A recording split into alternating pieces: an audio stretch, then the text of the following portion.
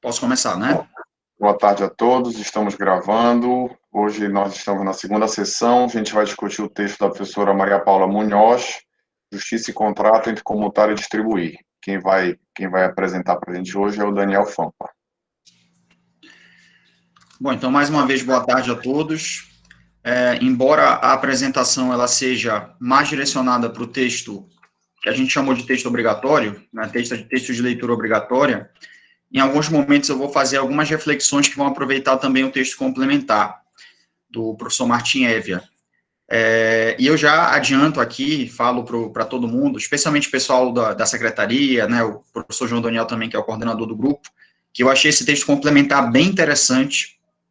Talvez exista a possibilidade, né, como a gente vai ver aí o desenvolvimento do grupo nos próximos meses, mas talvez haja a possibilidade de a gente discutir futuramente esse texto também como leitura obrigatória, porque ele tem algumas questões que eu achei que são muito úteis, especialmente para compreender a aplicação da justiça distributiva aos contratos com base na leitura de John Rawls, que é uma coisa que o texto principal ele não aprofunda muito, na verdade ele não menciona o Rawls, e o John Rawls, ele tem, sim, a ideia, né, de bens primários, a concepção, principalmente do capítulo 2, de uma teoria da justiça, eu acho que ela é chave para compreender alguns dos embates que a gente tem aqui entre voluntarismo e distributivismo. Então, acho que é um texto aí que eu faço a sugestão já para o professor João Daniel, que futuramente a gente veja a possibilidade de discutir até esse texto como uma leitura obrigatória, né? Até porque eu sei que nem todo mundo teve condições de ler os dois textos. Bom, então, eu vou iniciar aqui a apresentação, eu passei o roteiro de apresentação há pouco, e basicamente, eu vou compartilhar aqui a tela também, já que está sendo feita a gravação, porque aí fica gravado também aqui o roteiro, né? Mas aí eu passei para vocês o arquivo. Deixa eu só, eu acho que eu vou ter que abrir uma janela à parte para poder compartilhar ela.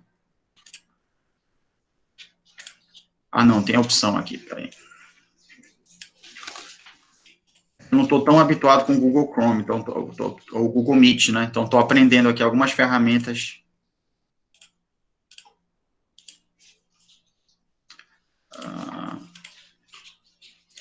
Vocês podem confirmar, gente, se está aparecendo para vocês?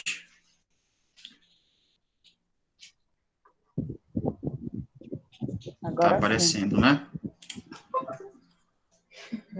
Já apareceu. Está aparecendo o roteiro de apresentação? Sim? Está aparecendo. Tu pode dar um zoom aqui na lateral, na barra lateral direita. Aqui. Barra lateral direita? Super embaixo, é. Aí, aqui embaixo, no mais. No mais? Peraí. Mas é aqui na tela principal do... É onde a gente está visualizando. Para mim não está aparecendo. Será que é isso aqui? Pode apertar Ctrl+, no teu teclado. Ctrl+. Peraí. Assim? Isso. Agora está perfeito. Agora ficou melhor, né? Tá. Então, nós vamos falar aqui sobre o texto da professora Maria Paula Costa Bertrand Munhoz. Esse trecho, ele é a introdução do livro dela, Justiça e Contrato, entre Comutar e Distribuir. Foi publicado em 2015. E a introdução ela é importante aqui porque, na verdade, ela vai lançar muitos dos questionamentos que vão ser discutidos depois ao longo do livro, né? Eu ainda não comprei esse livro também, eu pretendo comprar, mas só dando uma olhada no sumário já fiquei com essa vontade realmente, porque deu para ver que tem muitas questões importantes sendo debatidas aí na obra dela. E aí destaquei alguns pontos do texto que eu acho que são interessantes da gente comentar, e repito que é importante que vocês me interrompam sempre que vocês entenderem que for conveniente, porque eu acho que esse texto ele tem um grande mérito de muito mais lançar provocações, de apresentar perguntas, do que propriamente de dar respostas sobre esses assuntos aqui. Então, a gente vai bater cabeça um pouquinho com relação a alguns debates que ela coloca aqui, especialmente lá no âmbito da filosofia do direito privado, mas à medida que a gente for avançando, a gente vai discutir um pouquinho sobre a aplicabilidade prática, inclusive, desses pontos. E eu acho que o texto ele já começa muito bem, porque eu destaquei aqui na página 13 essa pergunta que ela me chamou muito a atenção. Porque em algumas situações contratuais somos responsáveis por disposições que nunca firmamos e em outras situações somos desobrigados de adimplir obrigações firmadas explícita e conscientemente. Então, no contexto contemporâneo do estudo dos contratos, a gente vem uma das grandes problemáticas que a gente vem discutindo recentemente é quais são os limites do voluntarismo jurídico. Porque o contrato, historicamente, ele se assenta nessa premissa de que você manifestou a sua vontade livre e conscientemente, você está obrigado a cumprir. Mas a gente sabe que essa frase nem sempre é verdadeira. E aí, na sequência, aqui no ponto 2, que já a gente vai comentar, existem dois mecanismos jurídicos, duas ferramentas concretas que a gente tem no direito civil brasileiro que provam isso, que são os deveres anexos do contrato e os defeitos do negócio jurídico. Então, essas duas ferramentas, essas duas categorias jurídicas, elas servem justamente para evidenciar que a manifestação da vontade, ela vem perdendo a importância que ela tinha nos 800, por exemplo, né, no estudo oitocentista do direito privado, no século XVIII, depois no século XIX, a manifestação da vontade ela era tida como um dos grandes vetores de interpretação do contrato. Então, o critério era muito objetivo. Está no contrato, pacta sunt servanda, princípio da intangibilidade do pactuado. Ou seja, você não é obrigado a contratar, mas se você contratou, você é obrigado a cumprir. Todas aquelas frases que a gente geralmente escuta muito o professor de direito contratual falar, não sei se o professor de vocês na graduação falava isso, mas essa frase do pacta sunt servanda nunca saía da minha cabeça. Contrato faz lei entre as partes. Ou seja, o contrato ele vincula os contratantes e eles estão obrigados a dar cumprimento às prestações que eles assumiram. E justamente problematizar essa frase é um dos grandes méritos do texto, colocar essa afirmação em xeque, porque a gente precisa se questionar realmente quais são os limites dos contratos. Então, a vontade perde importância? A vontade deixa de ser um elemento importante? Eu entendo que não. Esse é um ponto que a gente pode discutir. Lá na frente a gente vai falar que existem três concepções, três correntes de pensamento, melhor dizendo, sobre essa questão da importância da vontade, da manifestação da vontade para a celebração de negócios jurídicos. Mas existem autores que praticamente abandonam a importância da manifestação da vontade. Autores que são até criticados pelo James Gordley, por exemplo, que são autores que, na verdade, já são representação do outro polo, já são o outro extremo. Entendem que a justiça distributiva ela é tão relevante de ser aplicada no direito privado como um todo, inclusive nos contratos, que a vontade ela ocuparia um papel secundário, ela praticamente teria sua importância esvaziada dentro de alguns contextos específicos. Então, para mim, me parece que essa daí é uma das grandes discussões que o texto proporciona. E, paralelamente a isso, tem uma notificação chata que fica aparecendo para mim aqui do Google Meet, eu não sei se está fazendo barulho para vocês aí. Mas se tiver fazendo... Não? Então ótimo, acho que está aparecendo só para mim. Vou me acostumar aqui com ela. Toda vez que eu troco de guia, automaticamente faz esse barulhinho aqui para mim. Enfim, então, na realidade, só para encerrar esse primeiro ponto, que eu acho importante, deixa eu ver se eu consigo desabilitar essa... Bom, então, para encerrar esse primeiro ponto, só para situar vocês em relação a como a dogmática do direito contratual, ela chama essa transição de paradigmas, é a transição dos dogmas contratuais clássicos para os princípios contratuais contemporâneos. Então, autores como Nelson Rosenwald, como Carlos Roberto Gonçalves, o Flávio Tartucci também, autores muito conhecidos aí da dogmática do direito civil, eu acho até meio inapropriado colocar o Nelson Rosenwald nesse rol de dogmática, né? Mas, enfim, os estudos dogmáticos do Nelson Rosenwald, que é um autor que vai muito além disso. Não estou colocando ele aqui na mesma caixinha dos outros. Mas esses autores, assim, as obras de teor manualístico, esses manuais, esses cursos de direito civil, geralmente eles falam dessa transição de paradigmas se referindo aos dogmas contratuais clássicos, lá do Código Civil de 16. Quais eram esses três dogmas contratuais clássicos? A liberdade contratual, tanto no sentido positivo quanto no sentido negativo. No sentido negativo, você não é obrigado a contratar. No sentido positivo, você, a partir do momento em que você decide contratar, você pode escolher o seu parceiro contratual, você pode escolher o conteúdo do contrato, então você vai discutir as cláusulas desse negócio com o seu parceiro contratual. Isso é a liberdade contratual. O segundo dogma é o pacta sunt servanda, que a gente enxerga muito até hoje, em petições de escritórios de advocacia, até em sentenças judiciais, a gente vê muito ainda o pacta sunt servanda sendo falado, que ele é chamado também de intangibilidade do pactuado.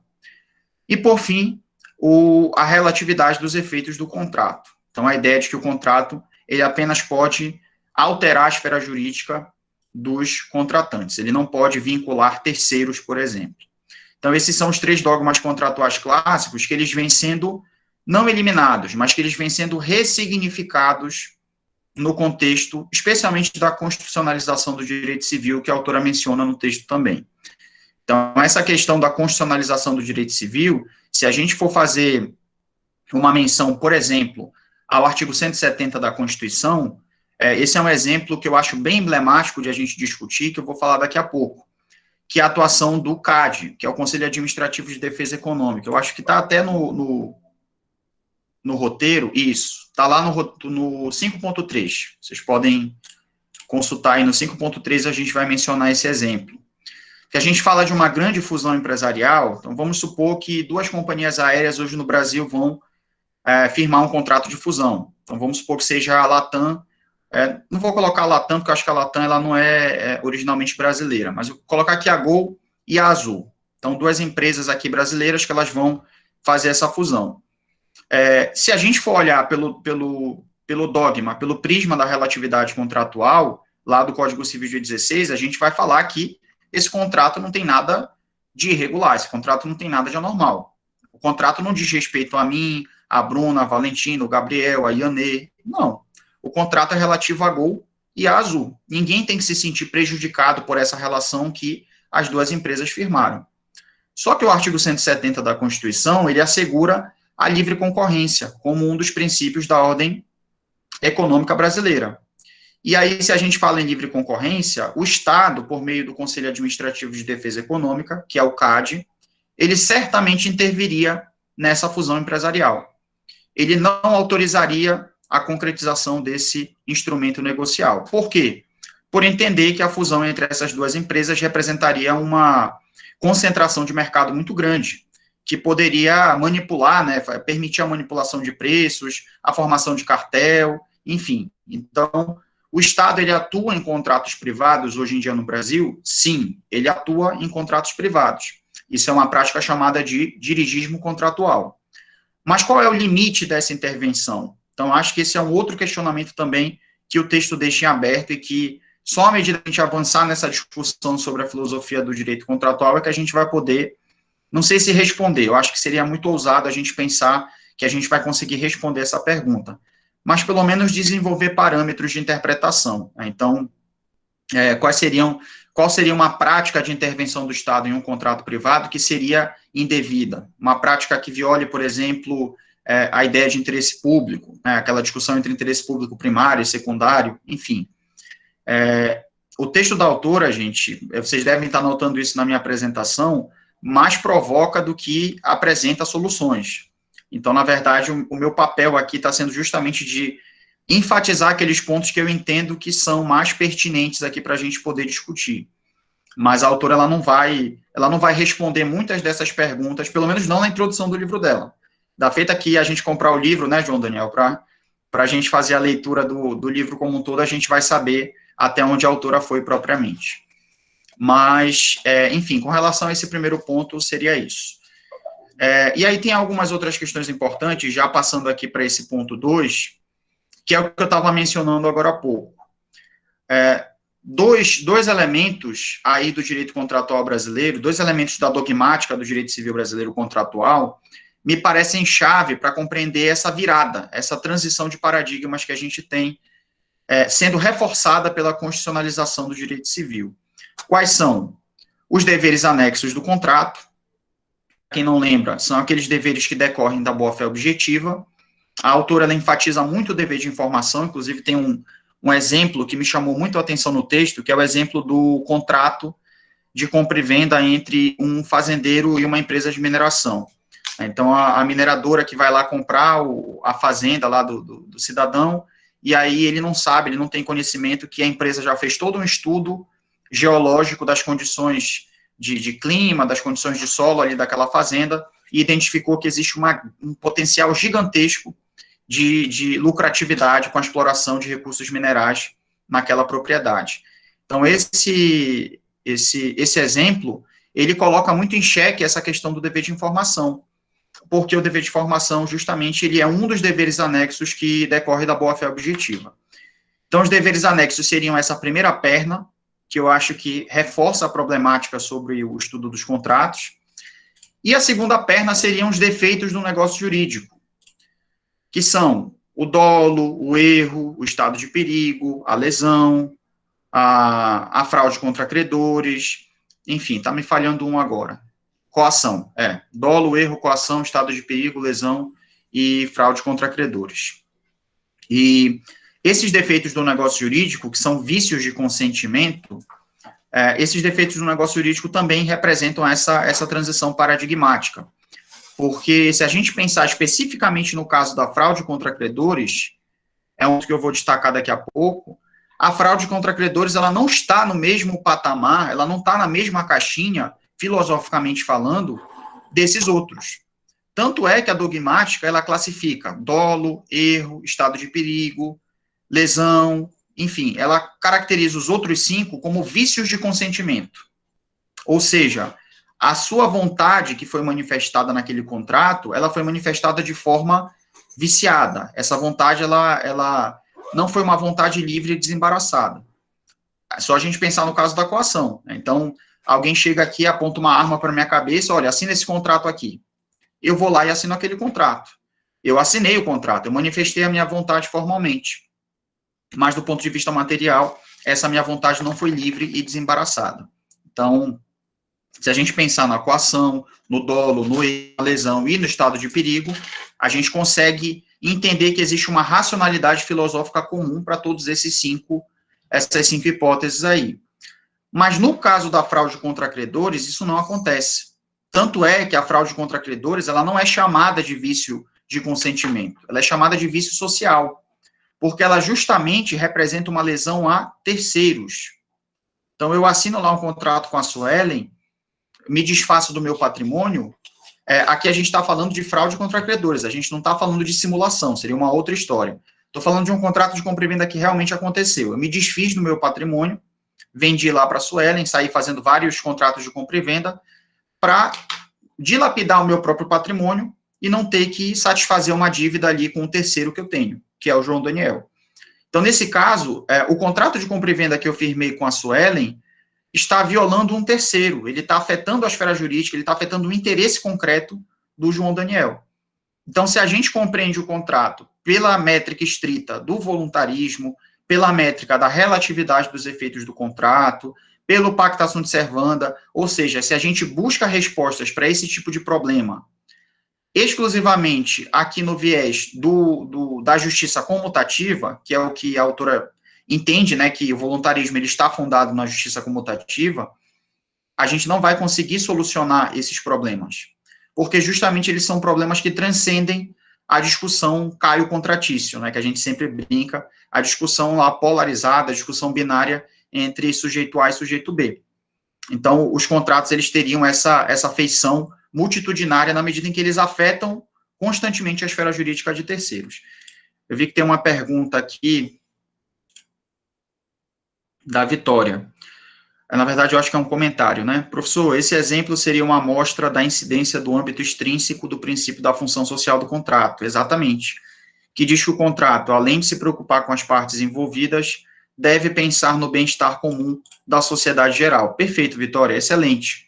Aí a pergunta que eu te faço é a seguinte: o que seria esse bem-estar comum da sociedade? Essa pergunta, se a gente responder que bem-estar é que os contratos eles devem promover a circulação de riquezas, então a atuação do Estado que a gente pensa para preencher essa lacuna vai ser uma. Agora, se a gente entende que o bem-estar ele representa não apenas a circulação de riquezas, mas ele representa também a redução de desigualdades sociais, e aí por isso que eu falei que o segundo texto, o texto complementar, ele é interessante, porque o John Rawls, o segundo princípio de justiça, né, o princípio da diferença, ele pode, na minha visão, ele pode apresentar uma forma de fundamentar, ele pode representar uma alternativa de fundamentação do artigo 1º da Constituição, né, quando se fala especialmente nessa questão da redução de desigualdades sociais e regionais. Então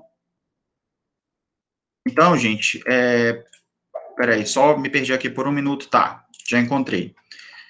Enfim, e com relação ainda a esse segundo ponto, uma questão que eu acho que é importante é que a autora, ela coloca, eu não sei se eu tô cometendo aqui alguma impropriedade, atribuindo essa ideia para a autora, eu não entendi nesse ponto se ela está sendo só descritiva ou se ela está concordando com essa visão.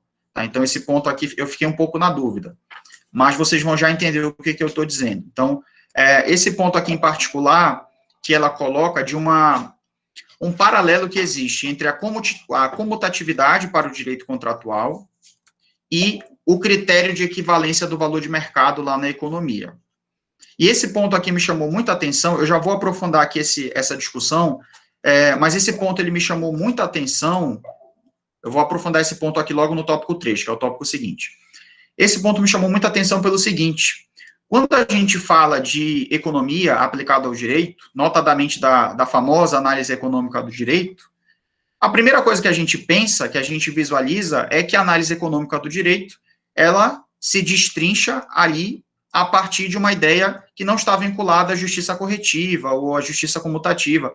Ela está vinculada, na verdade, à justiça distributiva, que é um ponto que os meninos, semana retrasada, falaram bastante, o João Vitor e o Nicolas. Então, geralmente, não é que a gente possa resumir a justiça distributiva aplicada ao direito privado na análise econômica do direito, não é isso que eu estou dizendo. Mas a análise econômica do direito, ela tem muito mais pontos de convergência com a justiça distributiva do que com a justiça corretiva, por exemplo. E aí me chamou a atenção que nesse ponto do texto,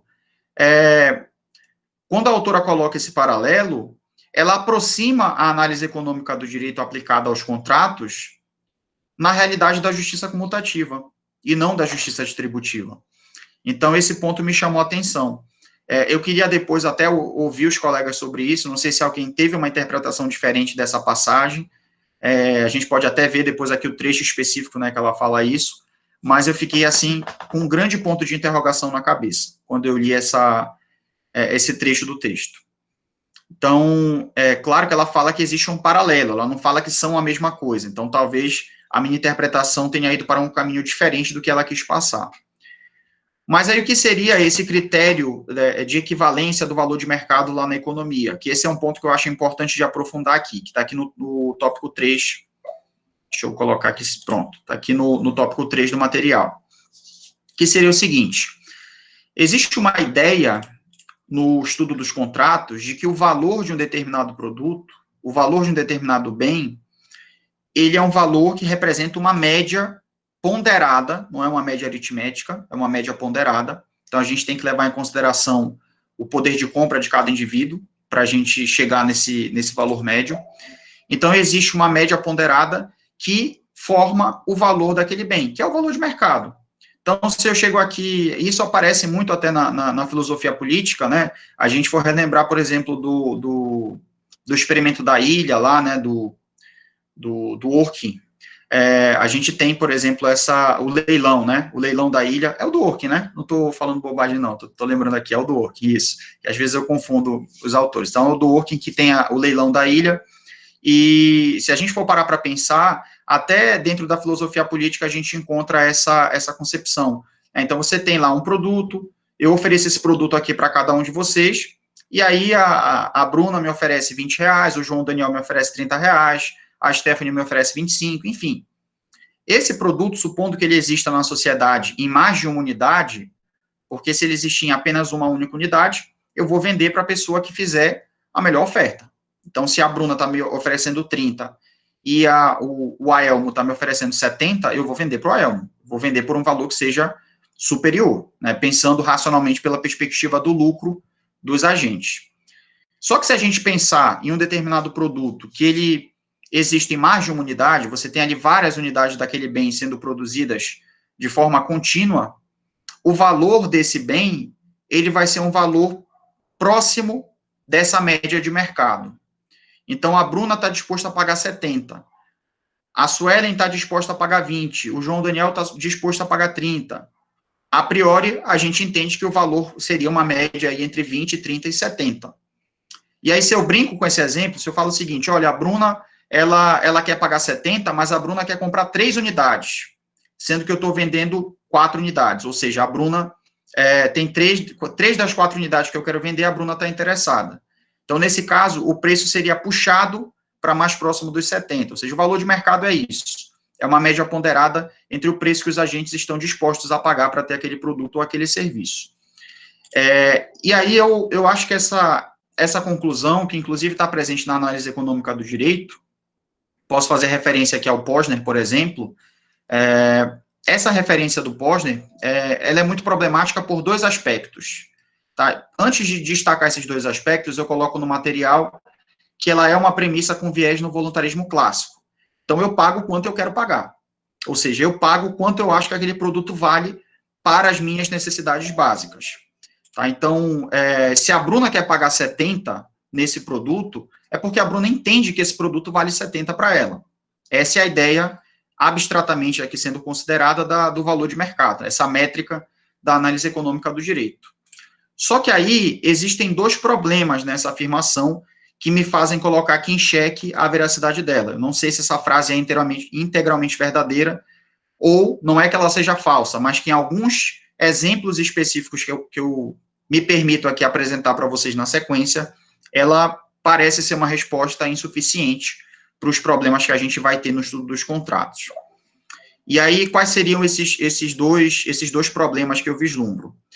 Me parece que as condicionantes da manifestação da vontade, ou seja, o que me faz definir adquirir ou não determinado produto ou serviço, parte, muitas vezes, de elementos de ordem de necessidades básicas, ou seja, vou dar um exemplo aqui, uma situação que aconteceu comigo. Eu, quando estava no mestrado, o João Vitor até sabe desse exemplo, foi um drama aí que aconteceu na época. Eu estava no mestrado, a gente estava na conclusão de um semestre, do primeiro semestre do mestrado, que, para quem não sabe, a Carol está sabendo agora, né? É uma bagunça de artigos que a gente tem que fazer, cada semana é um prazo diferente de um artigo que a gente tem que entregar, então é uma loucura. E justamente nessa época, faltando 2 semanas para o primeiro prazo que eu tinha, que era inclusive da disciplina do professor José Cláudio Brito, o meu computador deu perda total. Eu não tinha mais condições de usar esse computador.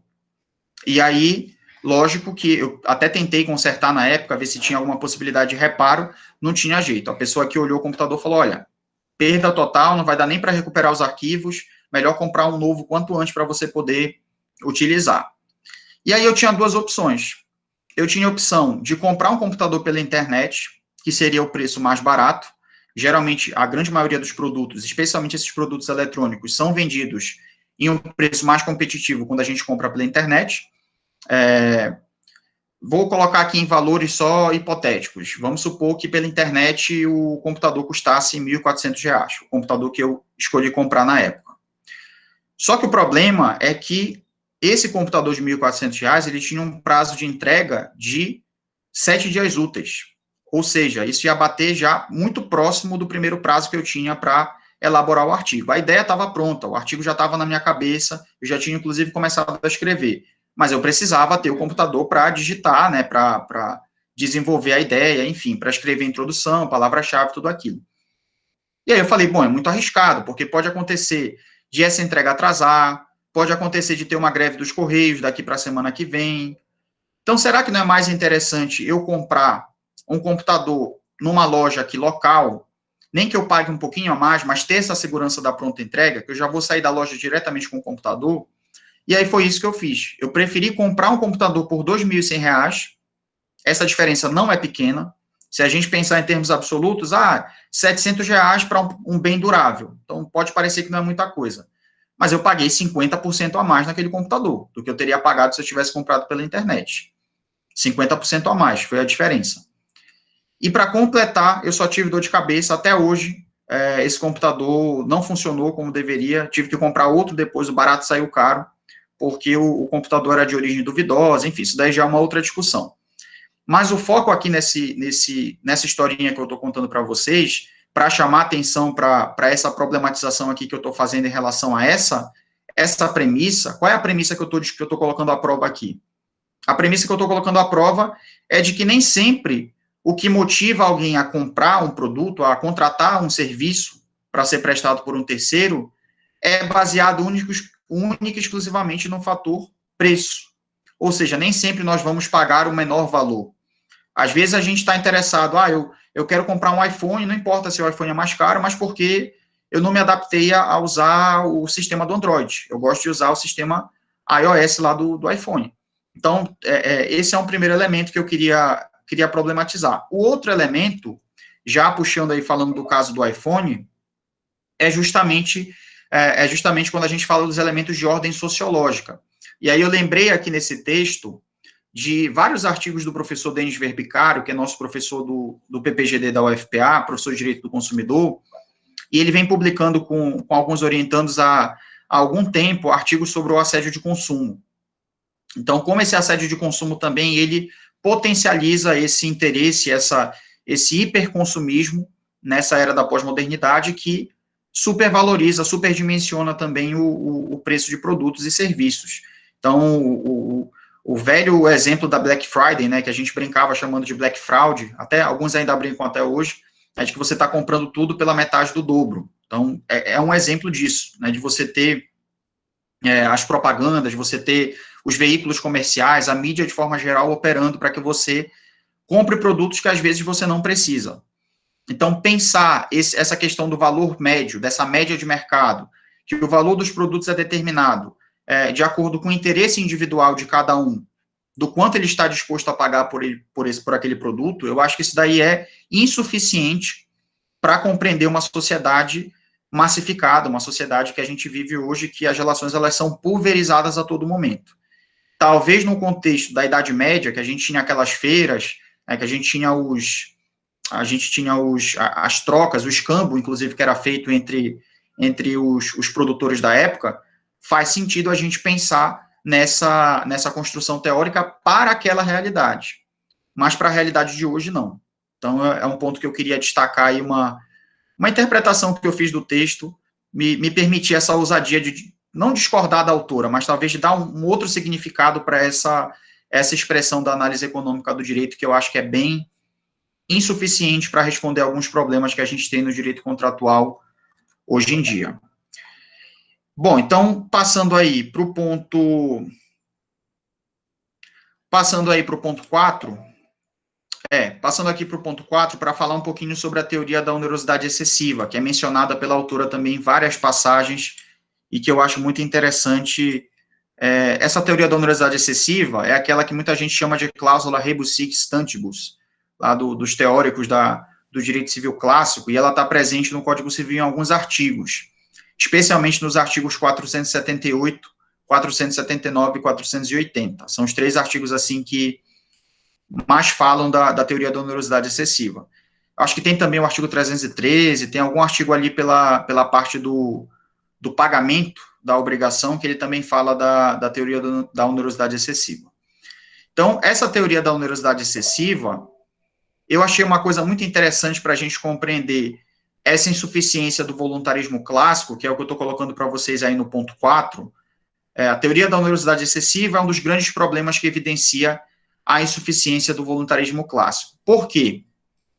Porque, recentemente, eu fiz uma pesquisa com a professora Pastora Leal, que foi orientadora de mestrado minha, do João Vitor também, e a professora Pastora, nessa pesquisa, a gente identificou o seguinte: eu posso até compartilhar esse artigo com vocês, ele foi publicado agora recentemente. Vou ter, inclusive, o prazer de receber críticas, sugestões com relação ao texto, porque, como eu falei para vocês no nosso primeiro encontro, né, no nosso encontro de apresentação, aqui eu estou ainda colocando o pezinho no estudo dos contratos, ainda sou um iniciante, porque a minha trajetória, a minha do João, sempre foi voltada para a responsabilidade civil. Então, aqui eu estou, na verdade, ousando um pouquinho aprofundar o estudo sobre algumas questões do direito contratual.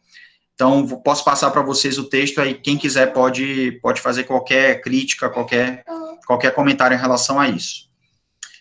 Então, como eu estava dizendo, gente, nesse artigo a gente identificou uma coisa importante, fazendo uma pesquisa jurisprudencial lá no banco de dados do STJ, de que o STJ ele não cumpre o artigo 478 do Código Civil, pelo menos não da forma como o Código Civil está impondo para ele. O que o Código Civil diz? O Código Civil ele coloca implicitamente, tá? Se vocês abrirem o artigo 478, ele não vai dizer que você tem a obrigação de seguir primeiro o 478 e depois o 479, mas pela redação a gente pode identificar isso, que em havendo uma situação de onerosidade excessiva, o que é onerosidade excessiva? Você ter um elemento superveniente à formação do contrato, extraordinário e imprevisível, que altera o equilíbrio entre os contratantes. E aí, não dá para falar em teoria mais atual para o direito privado, para o direito contratual, do que essa, especialmente pelo ano que a gente está vivendo, né?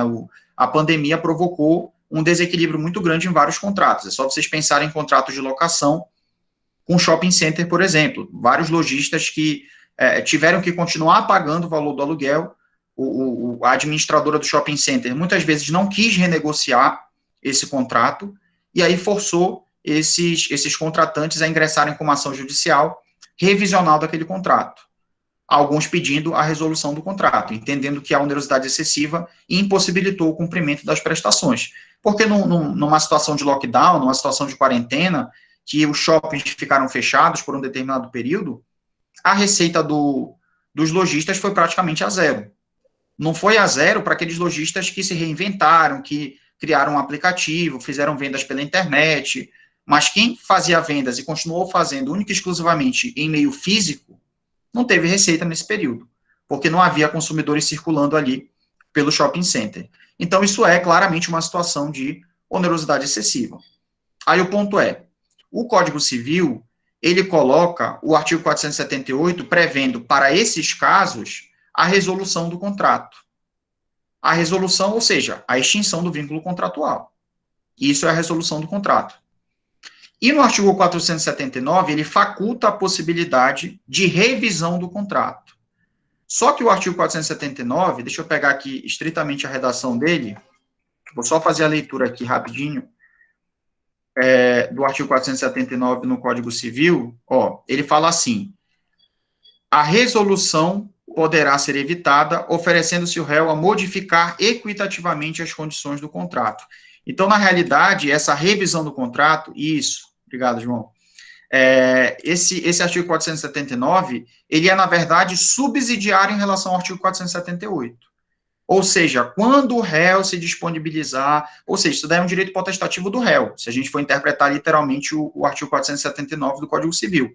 É o réu que tem que, como matéria de defesa, alegar que existe a possibilidade de preservar aquele contrato e ele propõe a revisão equitativa dos termos daquele contrato. Só que o STJ aplica de forma muito diferente esse artigo 479. Ele coloca o artigo 479 à frente do 478. Então, tem casos em que o réu não pediu a revisão do contrato, mas o STJ foi lá e, de ofício, o STJ que eu digo, eu estou colocando só o STJ, mas o judiciário de forma geral.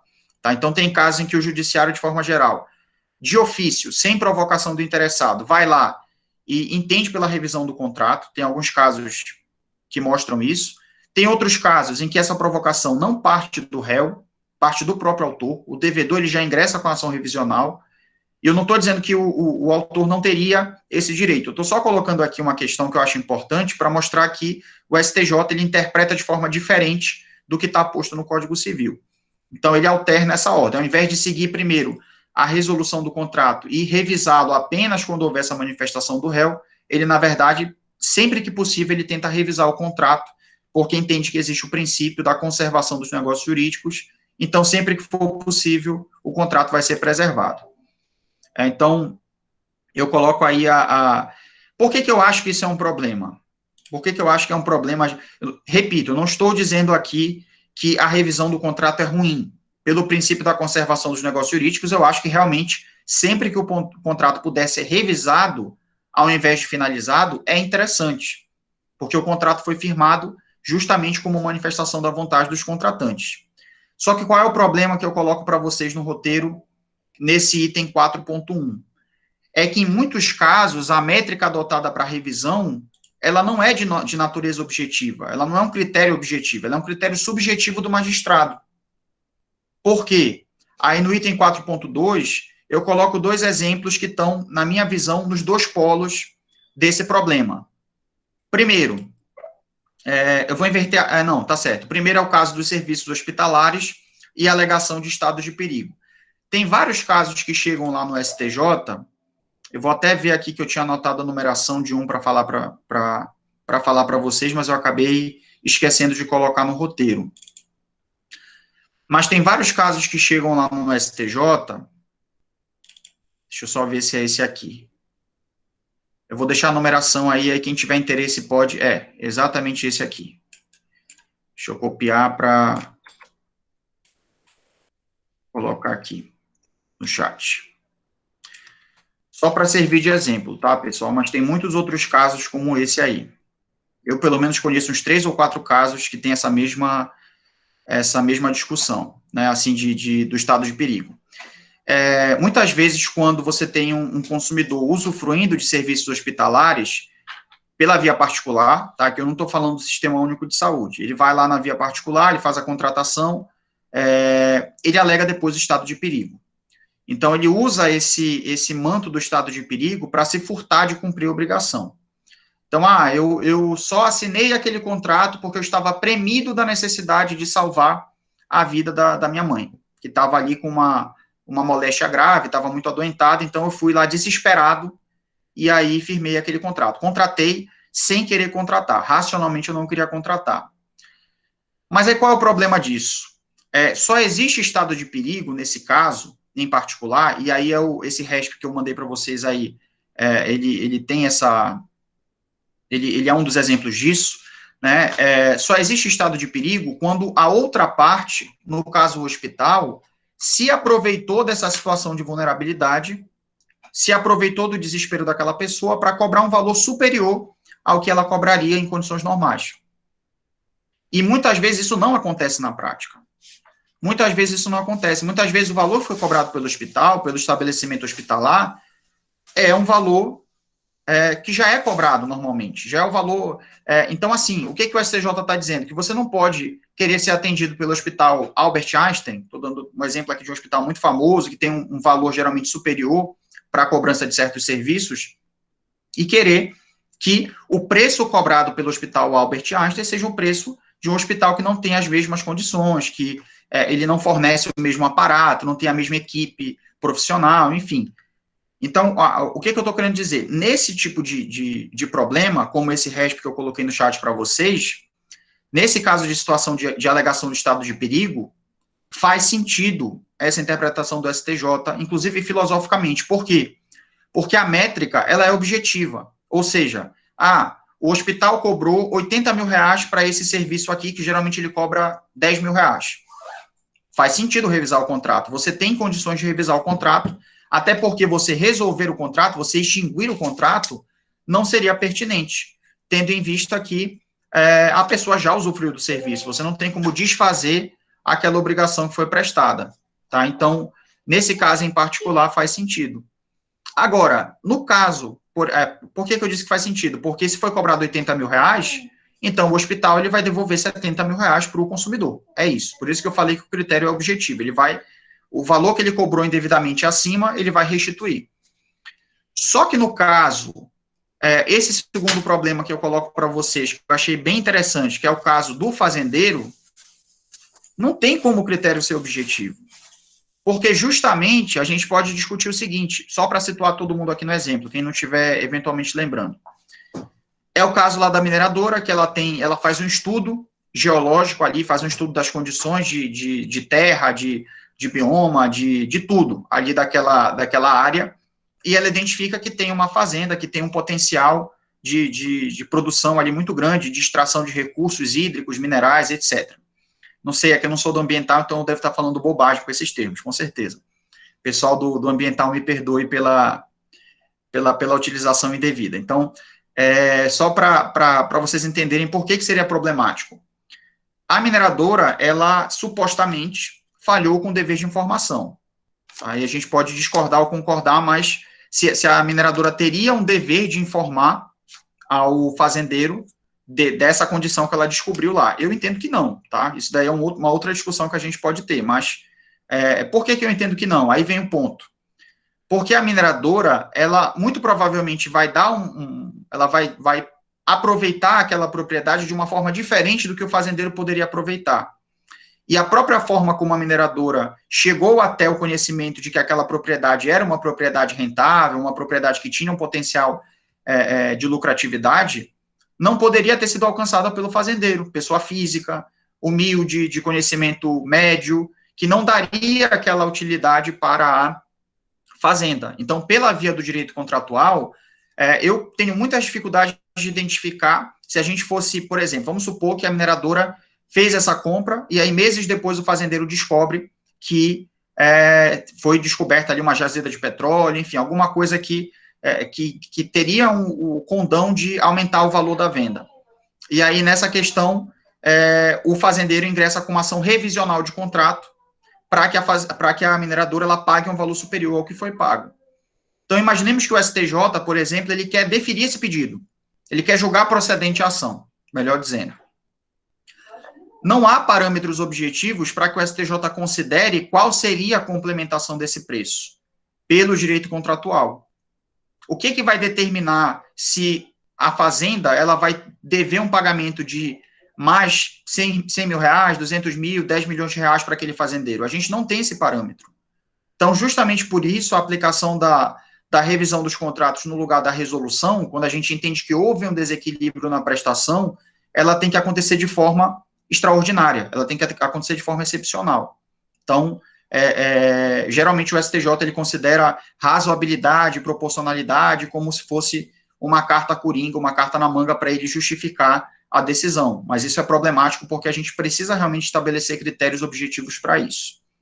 Então, com relação a esse item 4.2, por isso que eu coloco a pergunta, um peso e duas medidas, porque me parece que em situações, em problemas do direito contratual, o STJ às vezes usa parâmetros diferentes de interpretação, especialmente quando ele estuda, quando ele analisa essa teoria da onerosidade excessiva.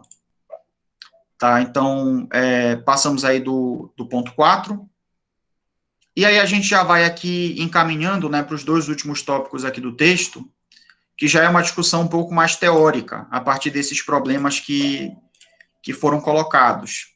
Deixa eu só ver se em relação ao item 4, eu acho que do item 4 já foi tudo, eu tinha anotado aqui também algumas coisas que eu mencionei, que eu coloquei depois de ter passado para vocês.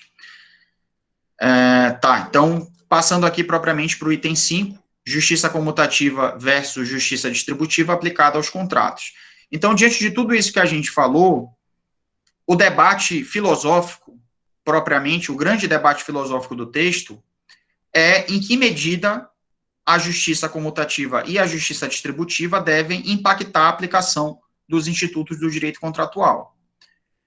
E aí, dentro dessa discussão, existem questões secundárias, algumas que já foram colocadas aqui. Por exemplo, se a manifestação da vontade é o elemento mais importante para a preservação do contrato, ou se essa vontade ela tem que ser flexibilizada em algumas situações por conta de valores sociais, né, por conta de princípios de índole constitucional, por conta de interesses da sociedade como um todo. E aí eu citei o caso da atuação do CAD, que a gente vai mencionar aqui novamente no item 5.3, mas, enfim, existem questões secundárias, mas me parece que a questão central do texto é essa.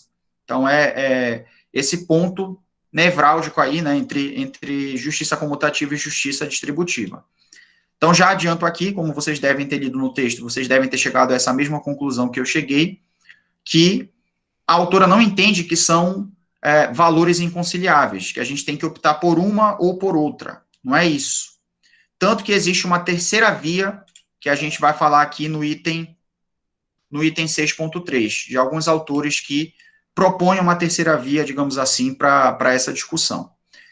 Tá, então, dentro aqui do item 5, né, justiça comutativa versus justiça distributiva, o primeiro ponto aqui, o item 5.1, que eu queria destacar, é quanto às distorções ou impropriedades de significado.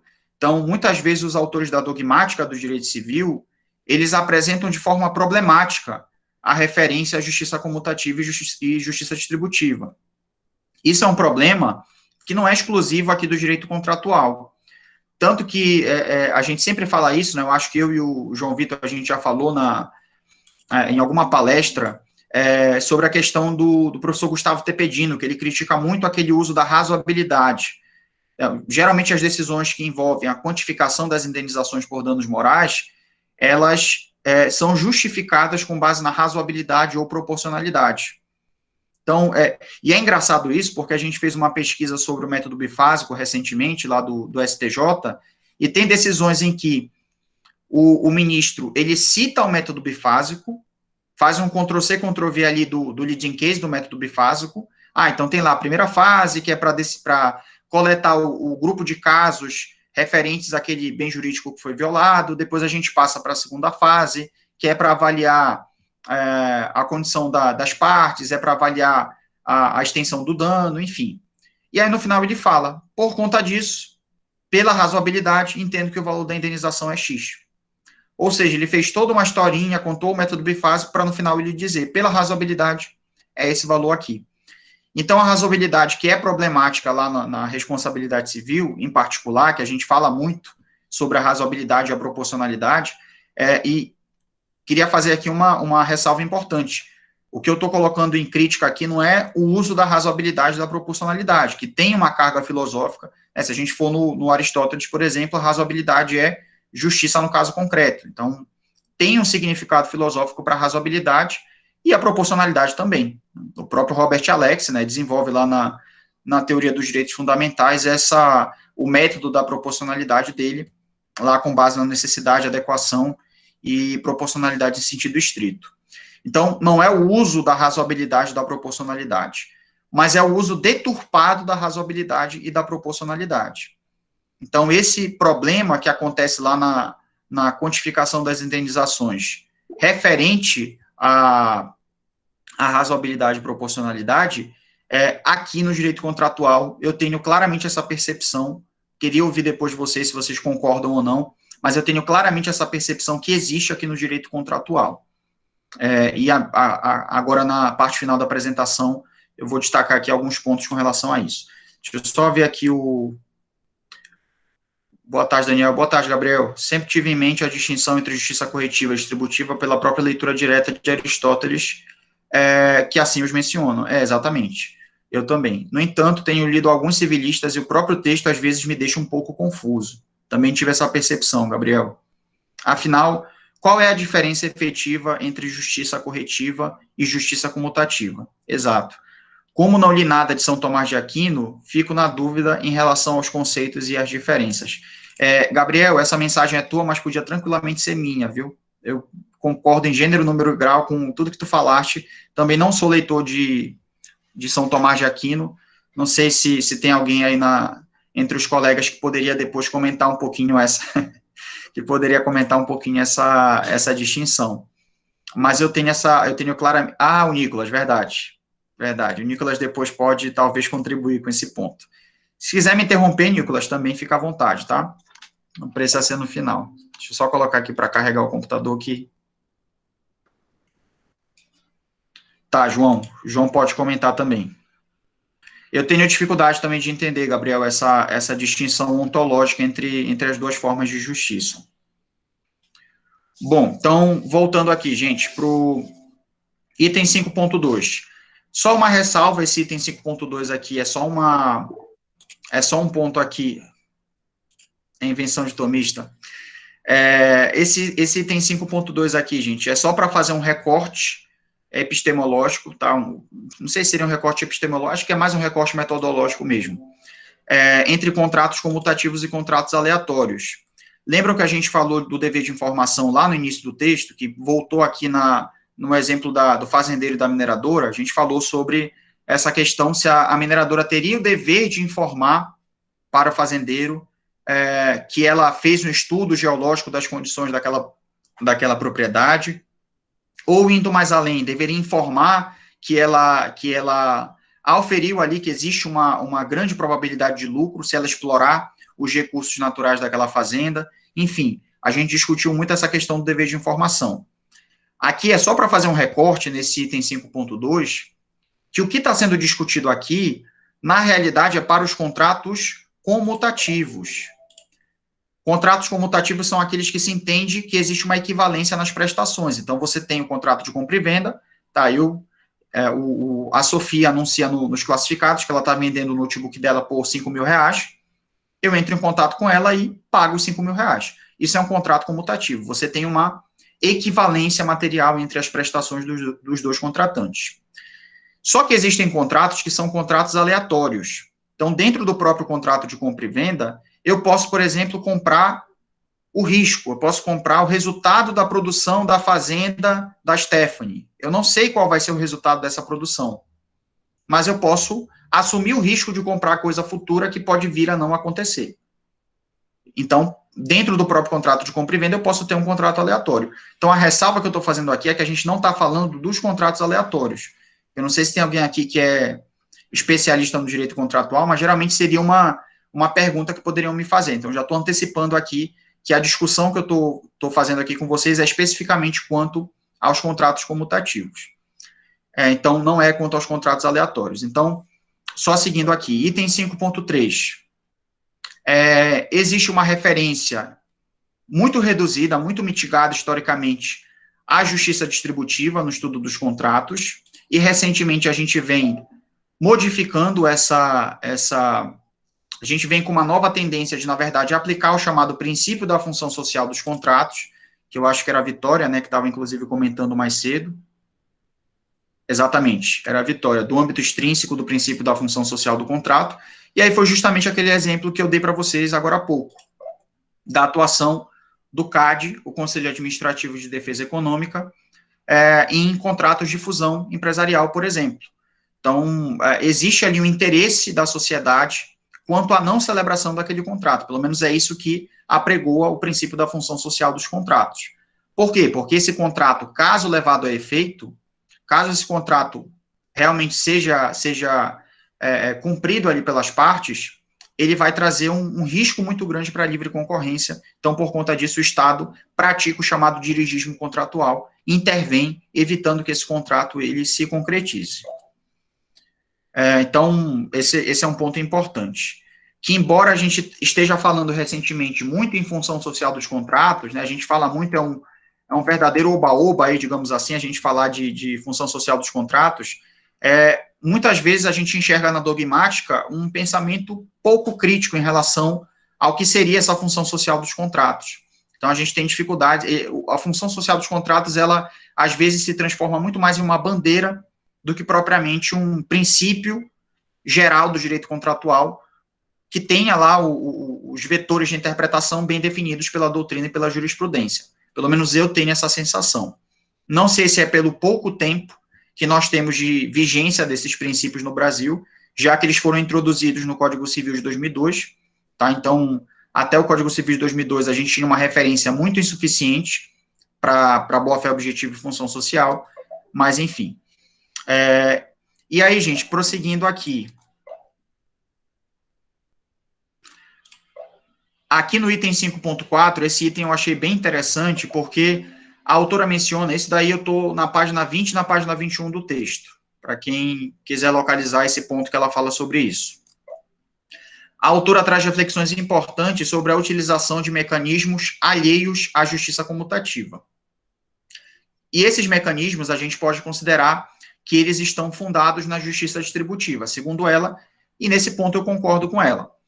Quais são esses pontos? O salário mínimo, o piso de uma categoria, garantias irrenunciáveis a inquilinos em um contrato de locação, que ela menciona aí numa nota de rodapé o artigo 37, parágrafo único da Lei do Inquilinato, que é a Lei 8245.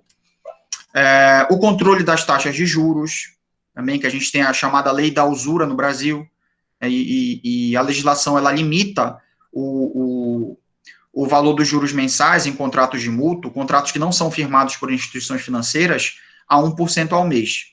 Então, isso já é uma interpretação já de algum tempo do Poder Judiciário, e está baseado lá num artigo do Código Tributário Nacional, né, nem do Código Civil, e na Lei da Usura também.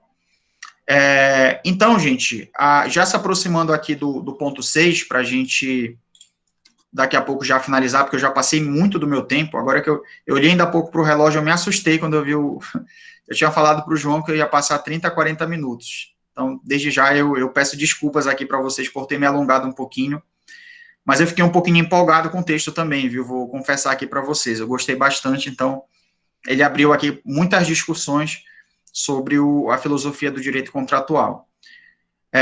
Então, já me aproximando aqui para encerrar, ainda sobre esse ponto 5. O dirigismo contratual, que eu mencionei, que ele pode ser considerado como um conjunto de práticas com viés distributivo, então, o chamado dirigismo contratual, ele está baseado na justiça distributiva?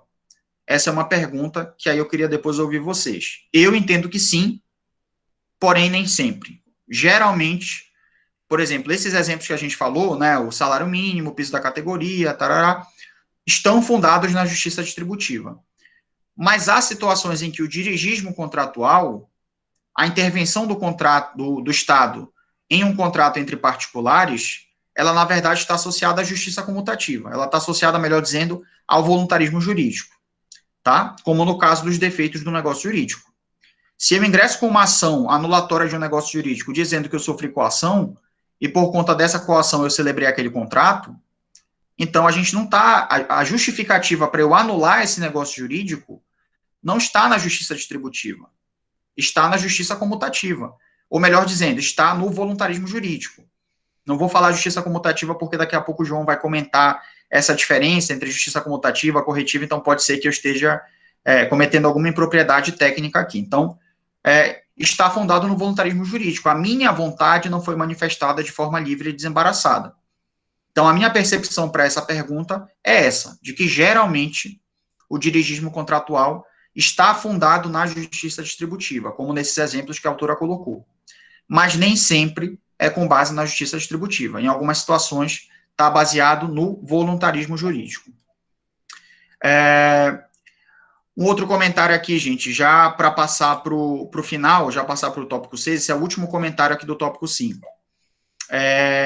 Ela tem uma frase na página 24 que me chamou a atenção, que a frase é assim, vou até transcrever aqui. Assim, entre estudiosos contemporâneos, é recorrente a descrição dos contratos como uma história de apenas 2 tempos. Então, segundo ela, nós teríamos um primeiro momento de voluntarismo contratual, com base em uma concepção estritamente liberal das relações privadas. Esse, inclusive, está no item 6.1. Vocês podem ver aí aqui o item 6.1. E um segundo momento em que nós teríamos a mitigação da autonomia privada por meio de valores de ordem distributivista, como boa-fé objetiva e função social. Então, a ideia de distributividade. E aí me chamou a atenção isso, porque geralmente os autores da história do direito, eu lembrei de um texto de um professor chamado Ricardo Marcelo Fonseca, que eu pude ler em uma outra oportunidade, que ele é historiador do direito e ele, uma das grandes críticas que ele faz a alguns estudos contemporâneos da história do direito é que muitos vislumbram a história como se fosse uma trajetória linear. Então, colocando o que nós temos hoje em dia, o nosso status quo de hoje, como se fosse o ápice da civilização. E se a gente olhar para trás, se a gente olhar pelo retrovisor para essa questão do voluntarismo jurídico, da boa-fé objetiva, da função social, a gente vê que essa trajetória não é linear. Porque a gente tem, sim, boa-fé objetiva no direito romano, por exemplo.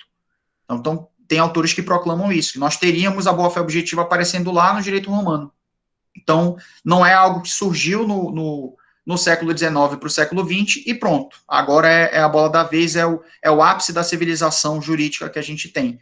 Então, na verdade, nem tanto ao céu, nem tanto ao mar. A gente precisa encontrar um ponto de convergência aqui entre voluntarismo e justiça distributiva. E aí, aqui, com relação a esse ponto 6, o embate entre voluntarismo e distributividade, aí tem alguns pontos aqui para destacar, mas me parece que a proposta da autora, uma das propostas que a autora coloca, deixa eu ver aqui, a Paula Viana, caso do aqui eu estou falando com uma especialista, então deixa eu ler aqui com cuidado. Voltando ao caso do minerador, a obrigação legal de se pagar ao proprietário a participação no resultado da lavra, por exemplo, omitir a informação quanto... é uma pergunta, não, essa pergunta eu não sei se eu vou poder responder, Omitir a informação quanto à existência de viabilidade da exploração não ensejaria uma revisão dos termos do contrato? É discutível isso. Eu confesso que eu não sei como o STJ responderia essa pergunta, como o Poder Judiciário responderia essa pergunta. Se há obrigação legal de se pagar ao proprietário a participação no resultado da lavra, né? É porque, assim, existe uma diferença. Por que eu não consigo responder essa pergunta? Porque existe uma diferença ontológica aí, uma diferença de tratamento, melhor dizendo, entre o direito contratual e o chamado lucro da intervenção. Então, dentro do direito privado, a gente tem o lucro da intervenção. Quando você intervém na propriedade alheia e você extrai um lucro explorando essa propriedade, a outra parte, o proprietário original, ele tem direito a uma participação nos resultados do que você obteve. Então, vamos supor que eu e a Yanê, nós temos duas fazendas que coabitam, duas fazendas que estão separadas ali por uma cerca. Eu moro na minha fazenda e a Yanê não. A Yanê, ela viaja para a fazenda 2 ou 3 vezes ao longo do ano. Como eu sei que a Yanê vai ficar afastada pelo menos uns 4 meses daquela fazenda dela, da propriedade dela, eu deliberadamente afasto a cerca, eu ando assim uns 10, 20 passos a mais para lá, ou seja, eu diminuo a propriedade dela, ali pelo menos faticamente, e eu passo a utilizar aquele espaço de forma a ter uma lucratividade. Quando a Yanê descobre isso, a gente não consegue resolver essa questão pela via da responsabilidade civil, única e exclusivamente, porque a Yanê, ela não sofreu um dano, a não ser que a gente considere que o dano foi o dano de uso, o dano de privação de uso. Ela não pôde utilizar a propriedade dela como ela gostaria, porque levou-se um tempo até que eu recuperasse ali, que ela recuperasse a propriedade. Mas, enfim, esse problema é um problema que ele é respondido de forma mais satisfatória pelo lucro da intervenção. Então, tem autores dentro do direito privado que entendem que a gente teria que aplicar, nesse caso, o artigo 884 do Código Civil, que está baseado lá no enriquecimento sem causa. Então, o enriquecimento sem causa, ele estaria fundado aí exatamente nessa lógica. João Daniel, o exemplo é bom para o direito americano.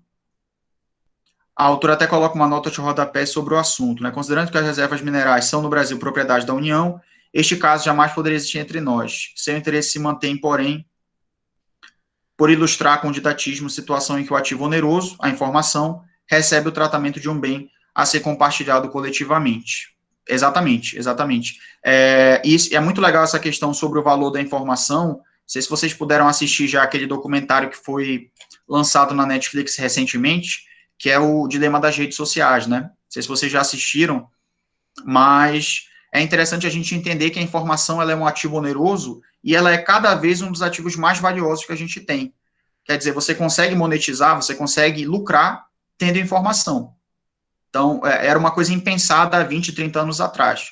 Como a questão dos algoritmos, né, das redes sociais, as informações que eles conseguem captar dos interesses de cada consumidor, como isso potencializa o lucro dessas empresas.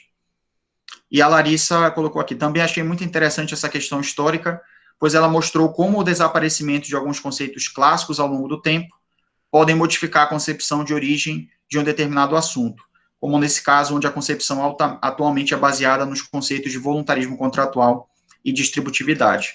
Concordo com a Larissa.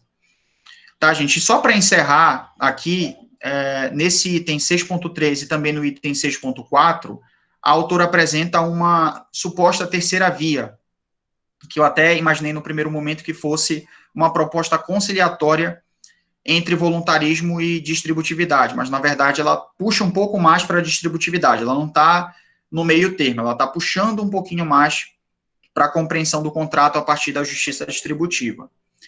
E aí tem autores como Anthony Croman, James Gordley, Ronaldo Porto Macedo Júnior, enfim, que eles, segundo ela, fazem parte dessa corrente de pensamento de que a vontade pode ser submetida às repartições distributivistas, e aí, por razões diferentes. Cada autor, segundo ela, não tive a oportunidade de ler eles aqui no original para confirmar isso, estou me baseando aqui no que ela colocou.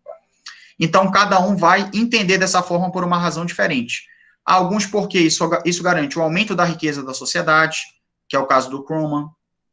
Há alguns porque entendem que isso proporciona uma homogeneização dos recursos objeto dos contratos, ou ainda, para alguns, porque isso garante, acho que isso é o Gordley, né, se eu não estou enganado, para alguns, porque isso garante a todos o mínimo para se viver uma vida plena. Então, isso me lembrou muito, João Daniel, me lembrou muito Rawls. Eu li esse trecho aí, me lembrou bastante. Então, por isso que eu falei, futuramente seria interessante até a gente discutir o outro texto também. E aí, gente, por fim, tem um debate aí que ela apresenta para encerrar o texto entre o pensamento do Franz Wicker, não sei se eu estou pronunciando corretamente, qualquer coisa vocês me corrigem, e o James Gordley, né, o próprio James Gordley que eu mencionei aí dentro dessa terceira via no item 6.3. Essas diferenças de pensamento com relação à racionalidade normativa dos contratos, porque, para ela, esse é um ponto que realmente ficou um pouco obscuro para mim, eu não entendi muito bem. Se alguém quiser, pode complementar na sequência.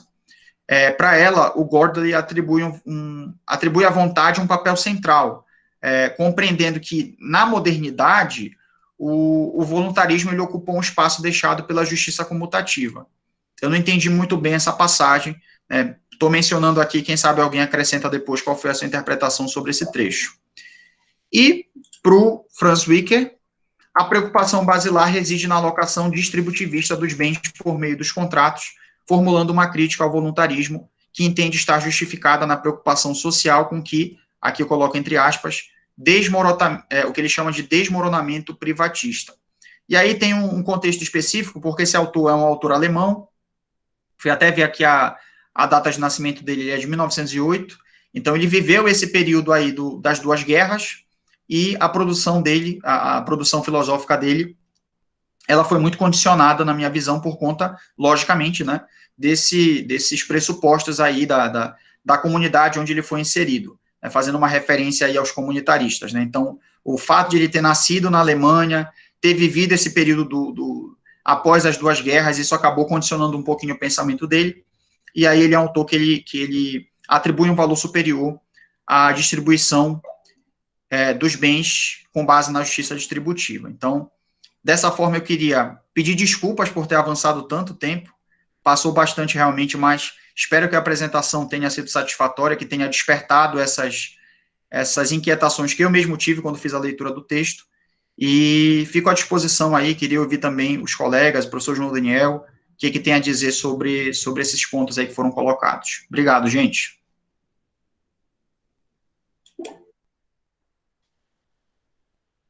Obrigado. Legal, legal. Muito, muito bom, Daniel. Parabéns. É um texto super, super instigante. Acho que a gente tem muito a ganhar com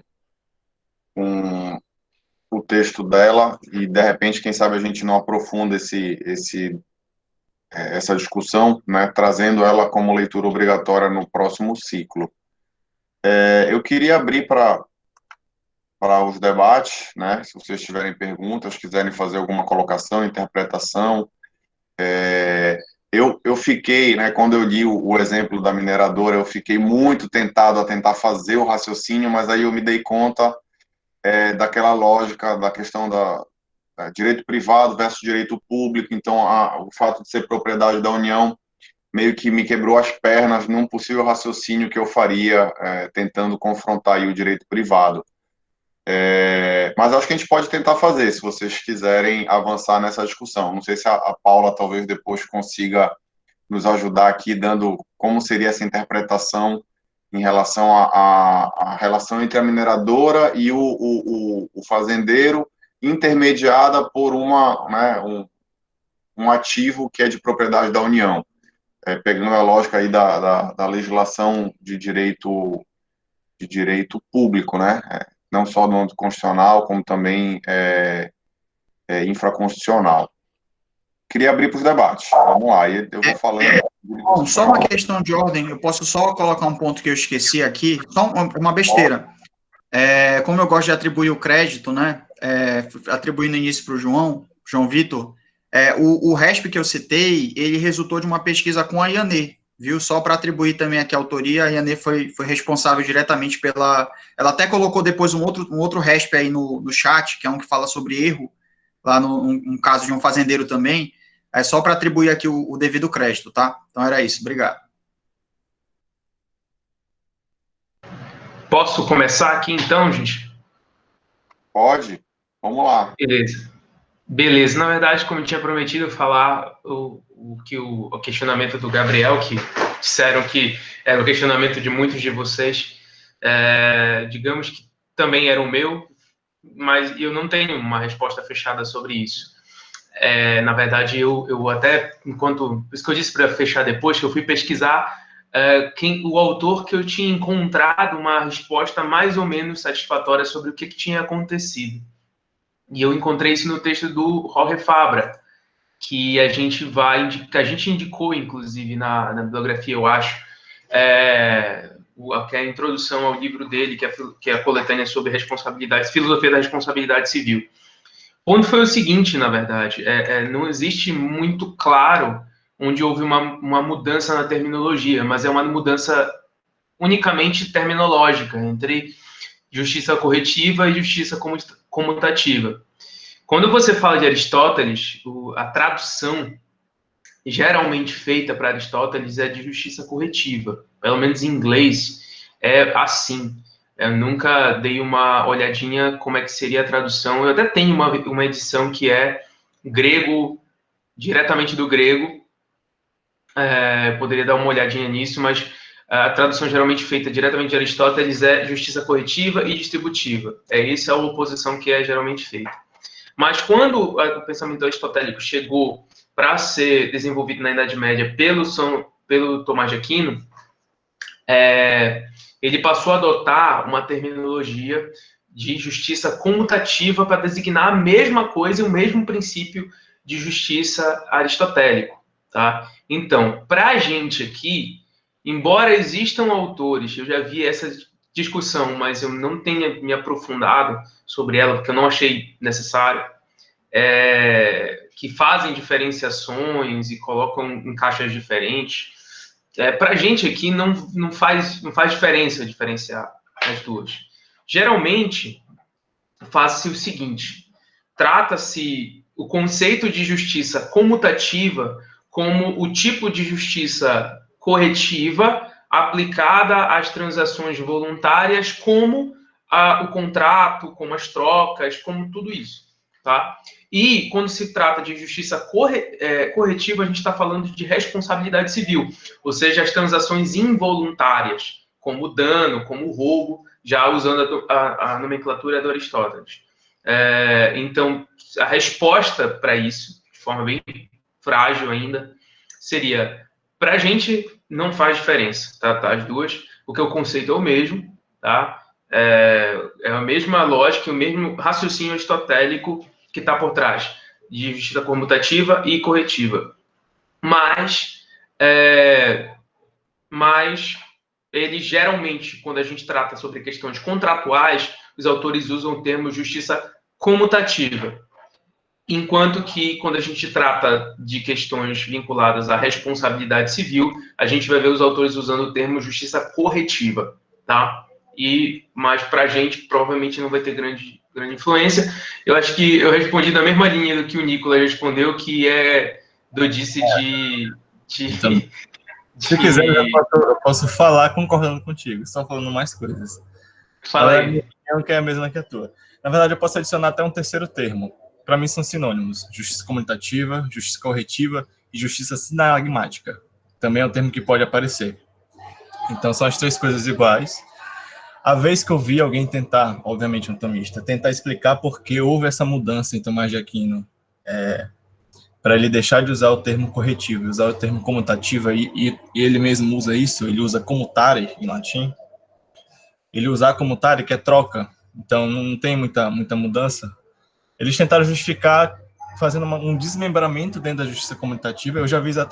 Acho que eu já vi o Godley fazer isso, e eu acho que eu já vi o Dresch fazer isso também. Que é desmembrar, fazer com que concordar com Tomás de Aquino e fazer com que seja comutativa versus distributiva, e desmembrar a comutativa na função restituitória, justiça corretiva, e na função gerência de contratos, que seria a sinalagmática, gerência de troca de vontades, que seria a sinalagmática.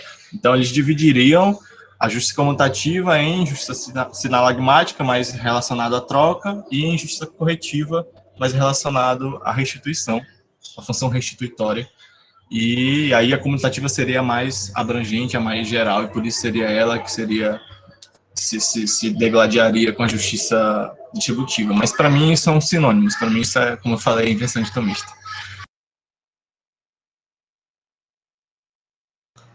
Boa, Nicolas. Valeu. Eu também já vi o Dresch falando isso. Eu lembro bem dele, só não tenho certeza em qual dos dois livros dele que ele fala. Eu acho que é o do Fundamento do Direito Privado. E isso se justifica exatamente pelo próprio interesse dele no Gottlieb, né? Atualmente ele é o cara que está estudando mais o James Gottlieb aqui. E o Gottlieb, por esse interesse histórico, faz todo sentido, já que ele é um aristotélico. Cara, só para fazer um comentário geral sobre o texto, eu realmente até fiquei mais surpreso, porque eu ainda não tinha lido esse texto quando eu indiquei, mas eu gostei muito do texto.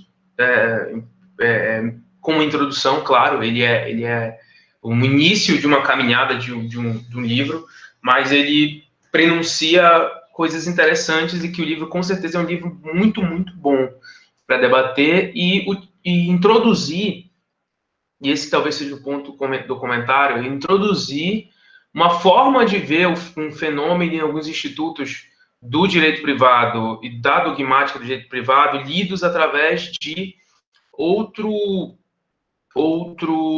outra tradição teórica que a gente tradicionalmente está vinculado a partir das ideias e das teses doutrinárias francesas e alemãs, né? Trazendo o conceito de justiça distributiva, corretiva, para opor-se, ou para atacar, ou para fundamentar contra o voluntarismo, etc. Eu achei bastante interessante. E dando crédito, assim, o pessoal aqui conhece, alguns de vocês conhecem esse livro, eu não achei. Quem me deu de presente desse livro foi o Felipe, professor do Cesupa, nosso colega do mestrado, da graduação, de vários de vocês aqui, que está aqui na minha mão o livro. Ele me deu de presente quando ele estava em São Paulo, ele comprou e, cara, foi um achado, assim, eu acho que um baita livro, uma orientada do Ronaldo, professor da USP, que a gente tem um bom contato, também foi contemporânea da Catarina Barbieri, que a gente cita muito aqui também. Então, existe uma escola de professores da USP que tem, de pesquisadores na USP que tem muita proximidade com esse tipo de pesquisa, e que nos dá algumas linhas de que quem gosta de contratos pode estudar. Tem vários autores aí interessantes que ela cita, como o Charles Fried, o Anthony Kroman, o James Gottlieb, que podem servir de foco de pesquisa e leitura para um próximo momento, ou até para pesquisas de quem for querer desenvolver alguma coisa depois, em contratos. Enfim, só isso que eu tinha para comentar. Legal. Eu vou só fazer um acréscimo aqui para vocês. Eu tive uma dificuldade muito grande na época do doutorado, justamente por conta dessa questão metodológica, né? Não vou entrar em detalhes, mas, por exemplo, a gente pode falar sobre termos e discutir se o termo justiça social, que está na Constituição, se ele se refere à justiça geral aristotélica, se ele se refere à justiça distributiva aristotélica, ou se ele se refere à justiça retributiva, né, ou corretiva. Então, assim, a conclusão que eu cheguei depois de ler vários autores foi de que eu tinha que ir no original. Primeira conclusão que eu cheguei. Então, se vocês quiserem enfrentar esse problema, eu sugiro que vocês leiam a Ética Nicômacos do Aristóteles. E aí vocês vão ter uma primeira dificuldade, que é buscar a melhor tradução, né? Eu gosto da tradução da UNB. Foi a que eu encontrei que melhor, digamos assim, atendia aquilo que eu precisava fazer na época. é lógico que vocês vão ler um original que talvez seja muito complicado, vocês não vão entender, vocês vão precisar de comentadores, né? Então, o interessante nesse primeiro momento é vocês terem uma noção geral dos conceitos e se aproximarem aí da discussão. Então, esses livros que eu citei, por exemplo, são na verdade, um artigo e um livro, são dois autores que estão falando sobre justiça social e eles estão contextualizando para dizer o que eles entendem por justiça social, que é um termo que não foi tratado por nenhum desses autores mais antigos, segundo, né, apontado na literatura que eles citam. Então, quando eu falo da questão metodológica, é que vocês podem entender a lógica e adotar o termo que vocês encontrarem mais afinidade, entendeu? No contexto daquilo que vocês estão trabalhando. Então, se eu fosse arriscar hoje, eu faria a mesma divisão que o Daniel fez e que o João referendou, né? Usando os termos justiça corretiva e justiça comutativa, relacionando aí de acordo com a disciplina, porque aí a gente vai consolidar aquilo que os autores, na maioria dos casos, acabam referendando, né? A gente tem mais dificuldade em avançar se a gente não tiver essa perspectiva mais definida, diria eu, né? Mas não se preocupem com isso, né? Vocês têm que entender a ideia, né? A ideia do que o autor quer dizer quando ele está falando de uma relação de troca, de equivalência, ou quando ele está falando de uma relação que não é mais aritmética e ela já é de outra ordem, né? De sentido, né? Vamos avançar mais um pouquinho. Acho que a gente ainda tem um tempinho. Alguém quer fazer mais algum comentário, alguma complementação especificamente sobre o texto? Vocês já tinham tido contato com algum texto dessa linha, assim, que eu nunca tinha tido contato com um texto que fosse tão específico em relação à justiça e contrato. Eu gostei muito da abordagem dela, mesmo que eu discorde em alguns pontos, e aí vem por conta das nossas leituras anteriores, né? Vamos lá, Gabriel. Pode falar. Olá, professor. Olá a todos. Boa tarde. Boa noite, na verdade. Estão conseguindo me ouvir bem? Sim, sim. Sim. Primeiro, parabéns, né, para o Daniel pela exposição. Muito boa mesmo. E eu fiz o fichamento aqui e eu tenho algumas questões, né? A primeira foi de cara respondida já, porque essa questão de justiça corretiva e comutativa, ela me dava uma certa confusão, especialmente no draft, que na hora que ele está falando de corretiva e do nada ele muda para comutativa, aí eu peguei e fiquei, aí eu ficava buscando, mas eu acho que com isso estabelecido fica um pouco mais calmo para não me assustar quando ver os termos diferentes numa mesma leitura. Mas eu teria mais duas questões ou três aqui. Eu fiquei preocupado como o Daniel também, na hora que ela falou, mais de uma vez, se eu não me engano, que essa história toda ela não se resumia a uma história de dois tempos, certo? Ela fala mais de uma vez isso. Então, no sentido de entender um pouco mais a autora em si, seria então uma história de três tempos, isto é, ela está reclamando um papel da falta da justiça comutativa nessa dualidade aí. Digo isso porque quando ela menciona especialmente os 4 elementos que ela vai trabalhar, que ela se propõe a trabalhar provavelmente na obra toda, eu acho que o que está faltando no debate justamente ela reivindica um pouco mais das explicações em torno da justiça comutativa, especificamente. Então, a história de dois tempos seria de três tempos, ou seja, voluntarismo, justiça distributiva e justiça comutativa? Seria esse o termo correto para colocar para a autora? E o segundo questionamento seria uma leitura mais teórica, tendo em vista que eu estou procurando ampliar meus horizontes, estudar um pouco mais sobre teoria política. Os conceitos básicos, especificamente nos moldes em que ela propõe, mas que também eu já vi outros autores propor, há um certo consenso de que a leitura desses conceitos básicos, por exemplo, voluntarismo, justiça comutativa, justiça distributiva, eles são pautados de uma forma consensual em torno de um liberalismo mais moderno, quer dizer, não exatamente o liberalismo clássico, mas no liberalismo mais moderno, com uma leitura de Rawls, que eu não tive a oportunidade de ler, mas Work, uma vontade soberana, eu dei uma lida melhor. Então, os termos em que são propostos esses conceitos básicos, eles são mais ou menos equânimes nessa leitura liberal moderna, digamos assim, e acho que seriam esses dois questionamentos aí.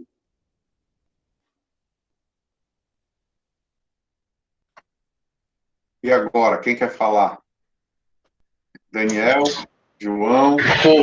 Vou puxar a palavra para tentar formular uma resposta para a segunda. O Daniel responde a primeira, que eu acho que ele, como leitor do texto, vai se garantir. É o que eu ia sugerir para ti, João. Cara, Exatamente isso.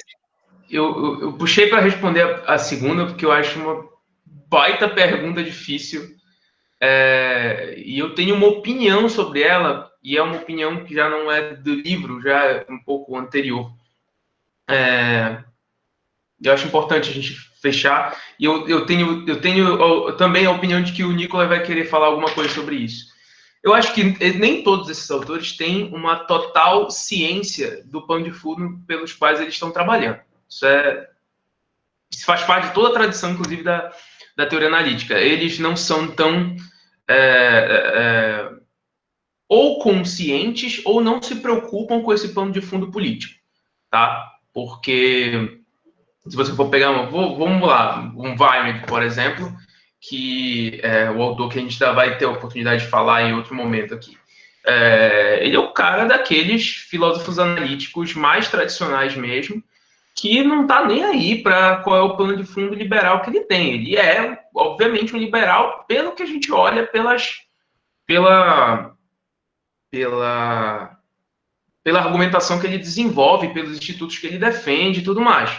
Mas não tenho certeza não se ele está muito preocupado com essa questão. E aí, nesse ponto, ele se liga com a mesma tradição que a gente discute em teoria do direito analítica, que fica discutindo aqueles assuntos de análise da linguagem como forma de interpretação da forma jurídica. Tá? Então, eu não diria que eles estão tão conscientes do seu panorama político, embora muitos façam, sim, a sua observação. Coleman, por exemplo, é um que está muito ciente disso e coloca a sua observação dentro desse panorama. Os autores mais críticos querem criticar exatamente isso e a vinculação que se tem com um paradigma liberal, tá? A gente tem que ter ciência disso, porque nem sempre esses autores estão no plano de fundo liberal igualitário, tá? Então, quando a gente fala de liberalismo rawlsiano, a gente já está falando de um tipo específico de liberalismo. A gente tem que ficar até bastante claro. Nem todos têm um compromisso direto com um liberalismo igualitário, com um liberalismo de esquerda, digamos assim, um liberalismo progressista, como a gente acharia interessante que fosse, tá? Tem também que ficar claro porque uns vão não ter esse compromisso por motivos de que eles acham que esse compromisso não é necessário, tá? Eu acho que essa seria a leitura que eu diria do Weimar, porque não é uma preocupação deles ficar colocando propósitos políticos no direito, especialmente no direito privado, tá? Outros porque simplesmente não tem compromisso com esse tipo de teoria. Então a gente tem que ficar bem claro isso na hora de analisar e criticar esses institutos, já que pelo próprio ânimo e dos interesses do grupo, do programa, que é da UFPA, a gente formula, em certo sentido, até uma crítica ao neoliberalismo e ao capitalismo atual, e por isso a gente tem que entender onde é que a gente se posiciona nesse contexto. Outros autores, só para ligar com um autor que a gente viu alguma coisa hoje, que é o Gordley, ele ainda tem, assim, uma visão ainda mais violenta, assim. Ele é o tipo de autor que diz que o Gordley também estuda direito comparado, tá? Ele é um historiador do direito e estuda direito comparado. Ele chega, nas palavras da Munhoz, tá? Chega a dizer que esses institutos eles têm uma característica quase universal, tá? E por isso interessa qual é o plano de fundo político que você tem, os problemas vão ser os mesmos, tá? Ele defende mais ou menos isso em algum momento, não só pelo que eu já vi da Munhoz defendendo, mas eu já tinha ouvido falar nessa tese do Gordley.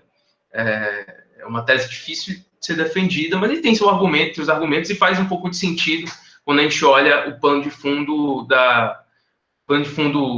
geral das nossas instituições privadas, né? Os problemas realmente parecem se repetir, só com outras formas, com outros conceitos, com outras formas de explicação jurídica. Entendeu? Então, talvez esse seria um esboço de resposta inicial para esse problema grande de pano de fundo político dessas teorias. Deixa eu complementar uma questão aqui, Daniel, antes só de passar a palavra. Isso é uma coisa que eu já sofri mais por causa disso, né? Tive mais dificuldade, que hoje eu já tenho uma outra visão. Vocês, assim, minha sugestão, e aí o Nicolas quer falar também, aí o Nicolas já te dou a palavra também, é que vocês tentem entender mais o contexto geral, né, dos textos e das teorias abordadas, do que focar especificamente nas categorias. É lógico que as categorias são importantes. Então, eu não sei se a tua fala, Gabriel, está direcionada justamente por causa da tua leitura do Rafael Dresch, né? Eu, quando li o texto do Dresch, eu fiquei feliz num primeiro momento por ter encontrado um autor que fazia categorização, e depois fiquei um pouco frustrado porque eu tinha uma leitura prévia. Eu tinha lido toda a obra do Rawls para poder desenvolver minha tese. Então, eu não conseguia encaixar o Rawls como um autor coletivista, do jeito que o Rafael Dresch diz, entendeu? Porque ao mesmo tempo em que ele diz que o Rawls é um autor coletivista, no final da obra, ele vai para o Amartya Sen, para falar de capacidades. E aí, na filosofia política, Amartya Sen e Rawls são a mesma coisa. Eles são da mesma família e só estão discordando em relação o Amartya Sen é um autor que se diz mais igualitário, né? E diz que o Rawls foi muito liberal naquilo que ele deveria ser mais igualitário, né? É uma discordância pequena. Então, o que eu quero dizer com isso? Que às vezes as categorias não funcionam, né? Então, tu vai ter aí, aí o Nicolas pode ajudar a gente depois, e o João fala de novo se quiser. A gente tem aqui um grande grupo de autores que são nossos familiares, assim, são os autores do direito civil, e aí aqui a gente tem a discussão, foca no Código de 16 e no Código de 2002. A linguagem deles ela é diferente, mas eles estão basicamente falando que o Código Civil de 16 ele tem uma base individualista, privatista, e que o Código de 2002 ele já dá um sentido social, né? Aí, que nome a gente vai dar para essas teorias? Aí o direito privado tem uma linguagem própria para falar, mas não necessariamente ele está fazendo filosofia. É essa crítica que a gente acaba tendo para esses autores, né? O pessoal da dogmática se apropria disso, e aí o Daniel falou muito bem na exposição dele, usando os próprios termos, os termos que a autora usa. Quando tu levas isso para a discussão da teoria do direito, aí tu cai num outro conteúdo que esse eu não domino, que aí o Nicolas e o João Vitor talvez consigam nos ajudar, mas que em geral, né, numa classificação que eu gosto muito, que é do professor André Coelho, né, se dividem entre autores que estão discutindo teorias descritivas, né, e teorias normativas, ou seja, o que o direito é e o que o direito deveria ser. E aí tu encontras nesses dois grandes grupos alguma coisa que às vezes não se encaixa em nenhum dos dois ou está nos dois, né? E aí eu recomendaria uma leitura da introdução do livro do Dworkin, que eu não lembro qual deles é, mas é um livro em que ele junta teoria do direito com filosofia política. E aí ele vai dizer que toda a teoria do direito tem um pano de fundo de teoria política. E aí a gente cai numa outra categorização, que são os autores da filosofia política. Aí a gente vai ter o Rawls, a gente vai ter o próprio Dworkin, a gente vai ter o Nozick, né, que são autores que estão discutindo justiça distributiva no seu sentido político, né? Então, a gente ainda está tateando pelo menos para mim, né, no grupo, a gente está tateando aqui 3 grandes áreas de atuação.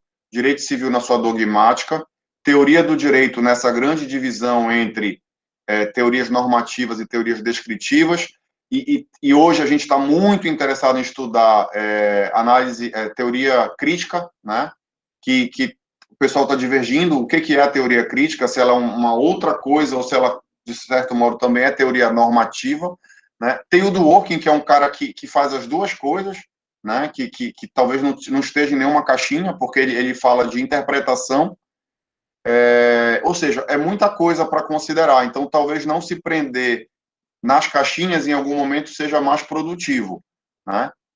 É só uma fala para tentar mostrar que a gente também está no mesmo barco da dúvida sobre classificações. Aí eu não sei se o Nicolas quer complementar, se o João Vitor também quer complementar. Pelo menos é assim que eu enxergo, né, a dificuldade que a gente tem de categorizar, né? Eu vou falar um pouco mais metendo ao texto mesmo, e a pergunta do Gabriel. Eu concordo sobre a dificuldade da categorização.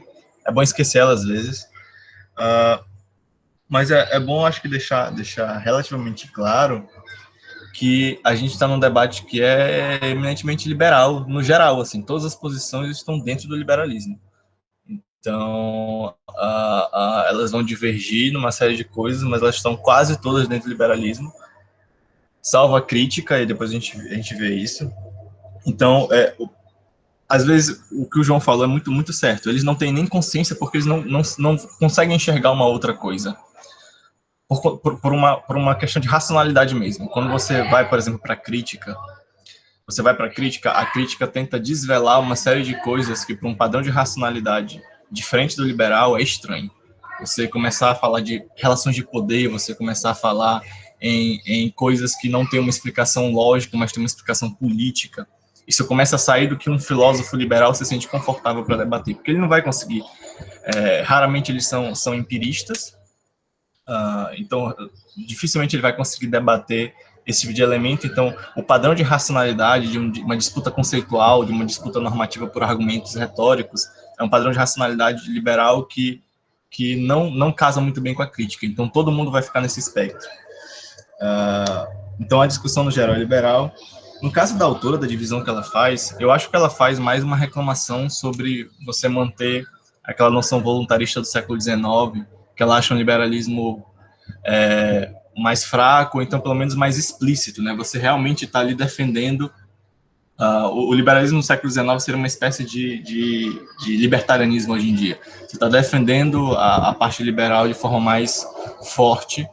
Realmente estou dizendo aqui que o que importa para mim são as liberdades individuais, o resto é o resto, por uma discussão contemporânea que é um pouco mais velada. Tu sabes que o Weirenbaum é um liberal, mas ele não está pensando nisso. Ele está pensando em padrões de justiça comutativa, justiça corretiva, né? E ao pensar nesse padrão de justiça corretiva, ele não está dizendo que ele está defendendo um projeto político específico. Ele está dizendo que ele está explicando algo, né? Como ele mesmo, o João mesmo já falou que ele está fazendo. Ele geralmente diz que está explicando, está descrevendo.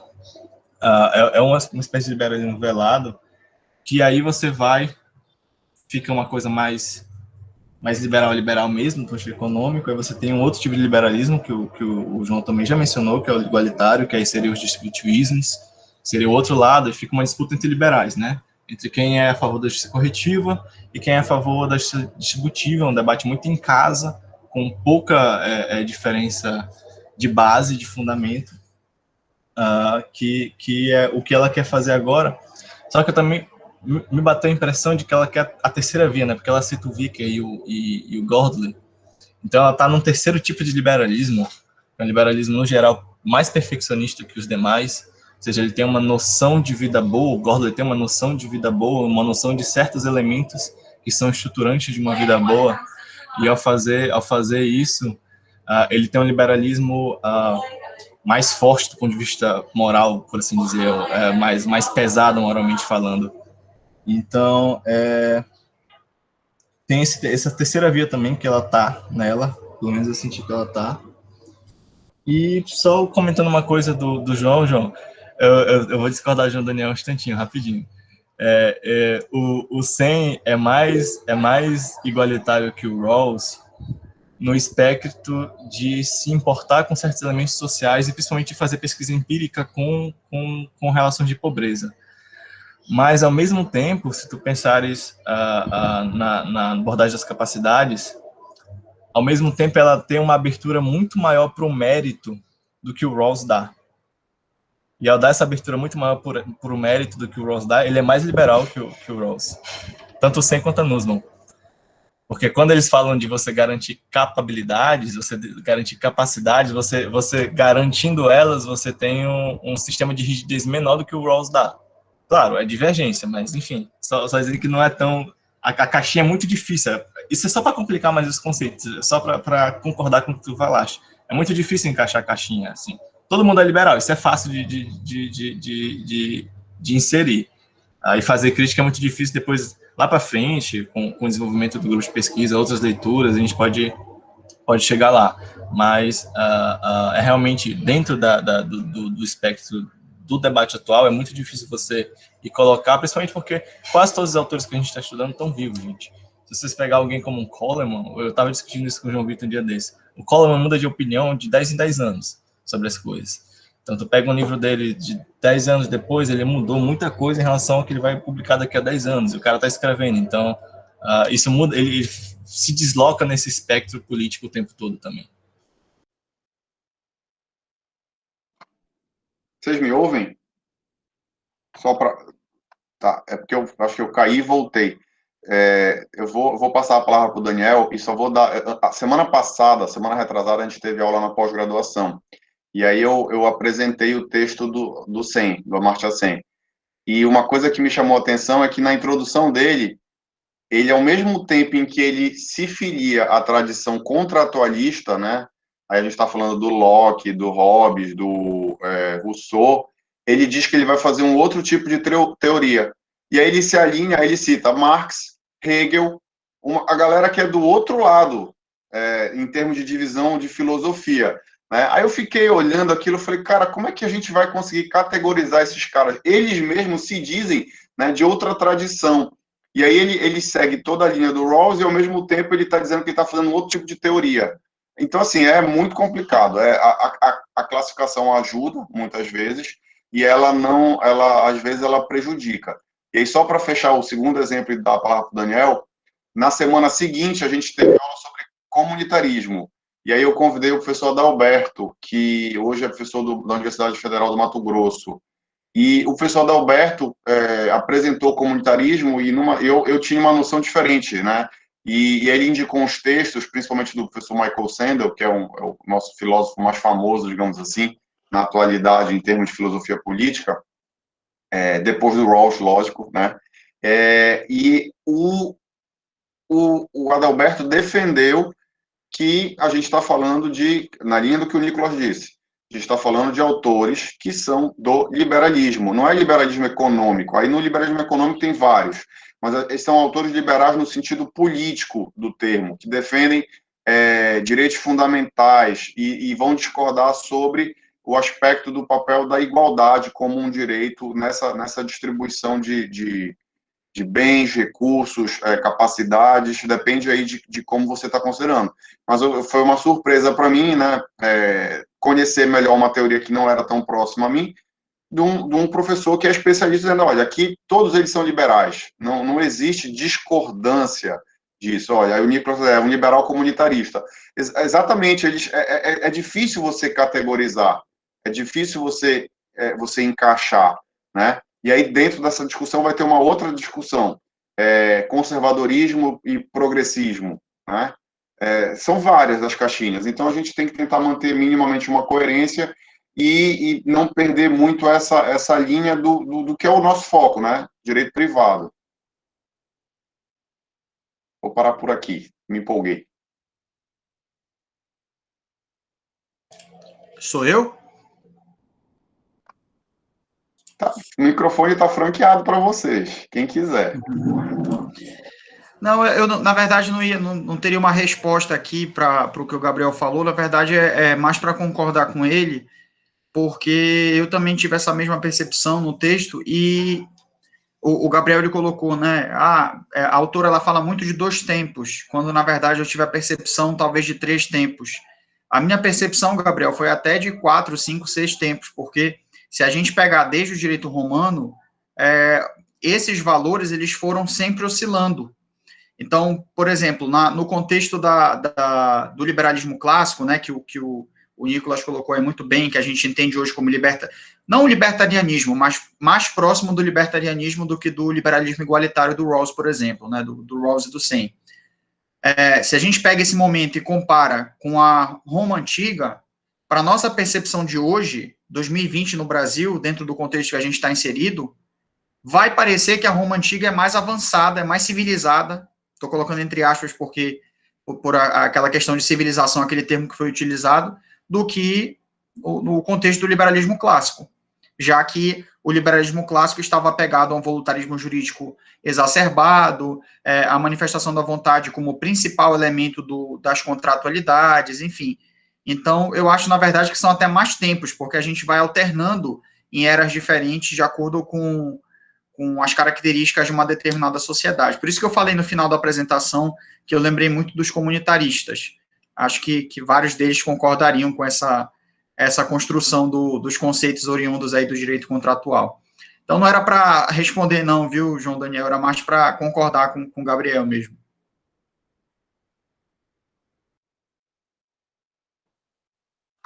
Legal, vamos continuar. Se tiverem perguntas ainda ou no chat, se vocês quiserem falar.